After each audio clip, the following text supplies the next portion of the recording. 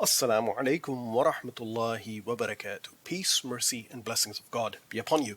This is a new presentation from the Humble Heart YouTube channel and www.central-mosque.com. It is the 36th episode of the Making Sense series. So today we will discuss the retaliatory options from Pakistan's point of view for Iran for what the missile strike that happened yesterday on January 17th. So let's just discuss what's happened. So the first thing, we need to go back a little bit, and right the day before, the Pakistani PM, the caretaker prime minister that is, was meeting the Iranian foreign minister at the Davos summit, as you can see it right here, and they were discussing energy cooperation, bilateral trade, etc. Literally the day before, in fact, even I think right now, because this has not been discontinued, the Pakistani and Irani Navy were doing joint exercise in the Hormuz Straits, and then literally January 17th, missile strikes inside Pakistan, which Iran claims that it actually targeted the al-Adl, which is a Sunni terrorist organization declared by United States inside Pakistani territory, inside Balochistan. So Pakistan shares a border with Iran right here, with Balochistan. Balochistan is one of the largest province of Pakistan by landmass. It comprises roughly 44% of Pakistan. However, it is one of the lowest population density, large open areas, and it's very difficult to monitor this side of the border. So most of Pakistan's strategic assets and its air defense, etc., is actually deployed at the Indian border. And that's one of the reasons. The first question people ask is, how come this missile strike took place in Pakistan? Where were our air defense assets, etc.? Because they are deployed at the Indian border and not at the Iranian border. So that's number one. Then we need to ask ourselves the question as to why this has happened. So as usual, there are a whole bunch of theories circulating on the internet by people discussing it, etc. But there are two angles that we need to look at. One is the US angle. And what they're saying is this is part of US's plans of encirclement of Iran. So Pakistan's going to lash out at Iran. Iran is going to be encircled. In return, the Pakistani military or Pakistani economy, which is cash-strapped, will get military aid and support. And also cynical view that the Pakistani military will use this event as a distraction from the events which are happening inside Pakistan. So they call the Pakistani army a rent army. So it will be rented out to US and it will target Iran. So it is in US's interest to keep Iran encircled and have confrontation and Iran having a hot border on its side. However, there's a cold hard reality to this, and the cold hard reality is that Iran has looked at the political instability in Pakistan. So since Imran Khan was ousted, this political instability in Pakistan, recently the Supreme Court of Pakistan has banned the symbol of the party of ex-Prime Minister of Pakistan, Imran Khan. There is resentment in the general population against the military, against the judicial system, against the caretaker Prime Minister, against all of these corrupt, dynastic politicians who've been leeching at Pakistan for 35, 40 years. So from Iran's point of view, it's a calculated move. So Iran is a master of doing that, and they have demonstrated it again and again and again. They make these moves and they think about the geopolitical situation, and they know the space that they're operating in. They know what the reaction is going to be, and they calculate it and they make a move. So the politically unstable economy of Pakistan is in shatters. The military is unpopular, and you can see that on the social media. So unlike the events of 2019, when India tried something similar, there was an uproar in Pakistan and people were up in arms and social media was rising in support of the military. This time is the exact opposite. People are actually mocking the military and saying that, and the military and the police and paramilitary forces in Pakistan are picking up innocent women and innocent political workers and jailing them. There are maybe thousands of people in jail in Pakistan, and people are mocking the military that, hey, you can't do anything about it. You're basically impotent. So Iran has looked at all this situation and done a calculated move. The question then arises, why does Pakistan needs to respond? Pakistan absolutely needs to respond because Operation Swift Retort, once again from 2019 when Pakistan shot down and captured the Indian pilot, that has set a precedent. So if Pakistan military does not respond, it will be a very serious losing of face of the Pakistani military. If Pakistan does not respond, it will embolden Iran and Afghanistan to a lesser matter to actually attack inside the territory of Pakistan, and obviously it will embolden India. So this is Indian elections are 3 to 4 months away, and it will embolden India to actually do something similar in Kashmir or in the areas which are closer to the Indian border. So Pakistan has no choice but to respond.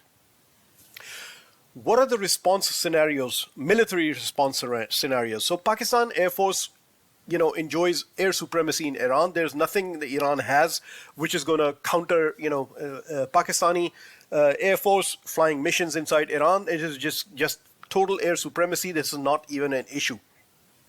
Pakistan also has military missile supremacy, targeting supremacy, and to target inside Iran. However, if it goes up the escalation ladder, then Pakistan is going to have to retransfer some of the assets which are currently on the Indian border to the Irani border, which is relatively calm. So Pakistan has a terrorism insurgency issue in Balochistan, but it's not at a state level, is what I'm trying to say. And this is an issue. How can Iran retaliate? Iran always retaliates in an asymmetric manner. So Pakistan, there's not even a comparison from a military point of view of air supremacy between Pakistan and Iran.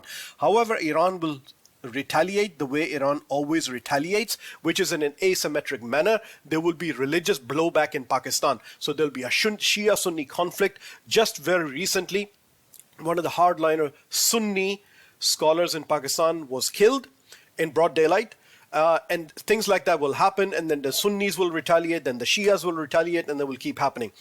The next, and one of the Indian spies was actually captured in an area adjacent to the Irani border, and he actually entered Pakistan from Iran. That's Pakistan's claim is. Iran can easily host and support Indian assets and help them launch inside Pakistani territory as a retaliatory measure. Iran can also support Baloch insurgency. So this is the claim of Pakistan. So this claim between and tit for tat between Iran and Pakistan is nothing new. Iran claims that Pakistan supports insurgents in its territory which strike Iranians, or Pakistan turns a blind eye at least, and Pakistan says the same thing. Either Iran supports them or Iran turns a blind eye. So this will give a chance for Iran to support these Baloch insurgency insurgents to actually carry out activities inside the border of Pakistan.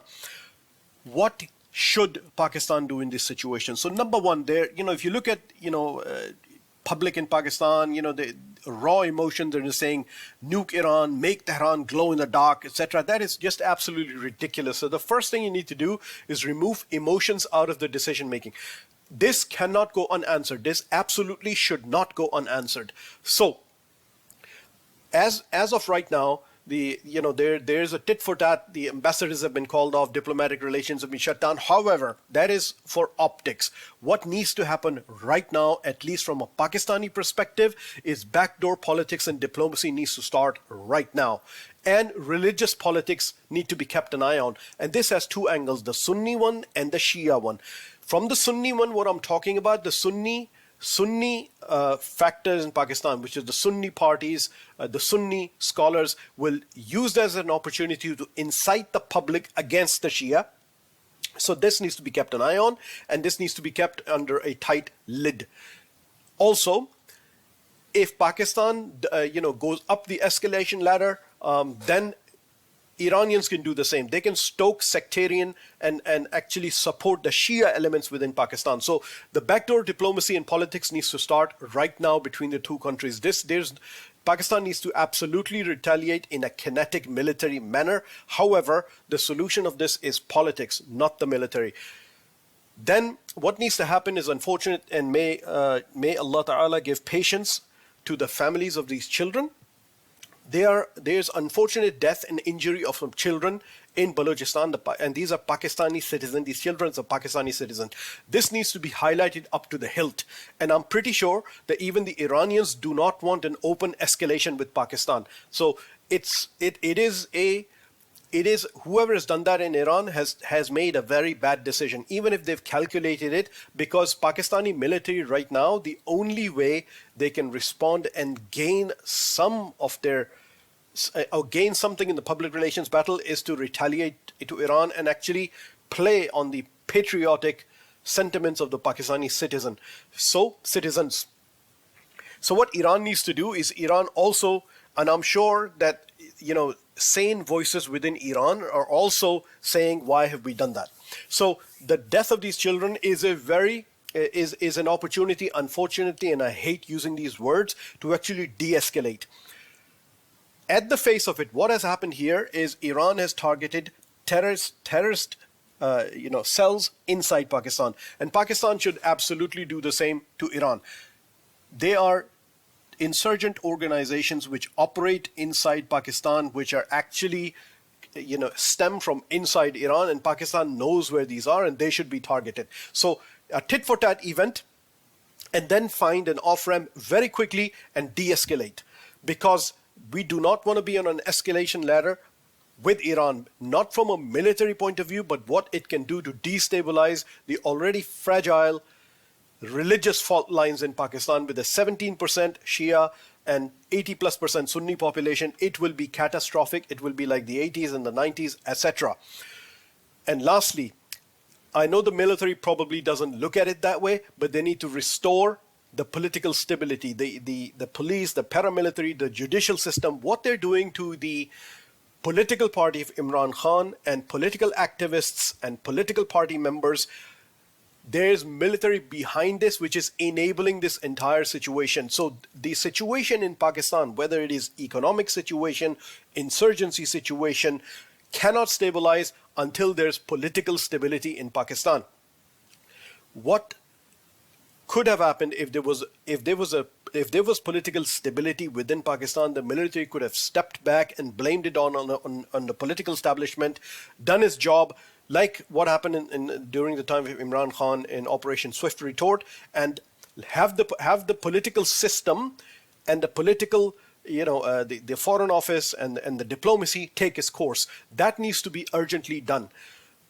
However, Pakistan military has no choice but to strike back. They will lose face big time. They are already being mocked, jested on the social media. They need to strike terrorist targets inside Pakistan. However, while all that is happening, and the current caretaker government in Pakistan, which has already exceeded its mandate, is absolutely inefficient, incapable of finding a political solution to this mess. Iran has very clearly created this mess. They have overreached. However, they have a lot to lose in this confrontation, but Pakistan also has a lot to lose in this situation. The economy of Pakistan, the situation in Pakistan is not conducive to a confrontation on its border and to redeploy its assets from the border with India to the border with Iran. So there has to be an off-ramp found very quickly, and the situation needs to be de-escalated quickly. And I think that if we look at this situation in terms of Iran has targeted, in their words, a terrorist cell, then Pakistan should do the same, and let's call it a day and find an off-ramp and de-escalate. Jazakallahu khairan. Assalamu alaikum wa rahmatullahi wa barakatuh.